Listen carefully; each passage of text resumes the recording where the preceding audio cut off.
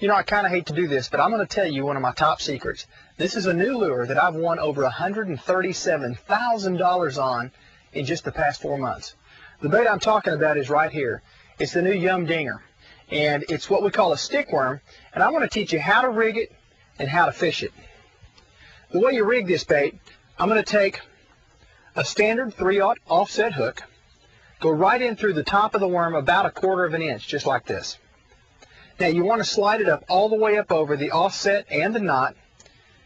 Then you want to bend the worm up and go straight through the middle of it so that your hook point falls right in the middle of our hook slot right here. What that allows you to do, when a fish bites it, the hook's automatically exposed. So you don't require a real hard hook set. If a fish bites it, he's coming to the boat. Now here's the complicated part. The complicated part is fishing this lure. Now this is going to get real technical and very advanced, so I want you to stay with me. What you got to do to fish this lure?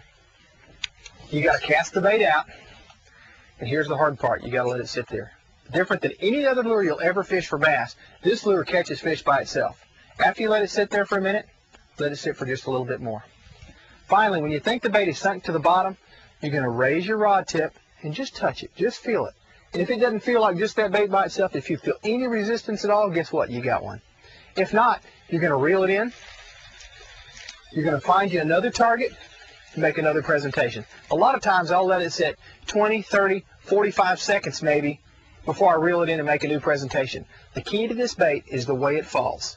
This little tail, as it sinks, is going to wobble back and forth just like this. Different than any other lure we've got, and it's a very good imitation of any kind of wounded bait fish in the water. The fish can't resist it. But that is really the key to this lure. The YumDinger, it's won me a lot of money this year. It's going to put a lot of bass in your live well.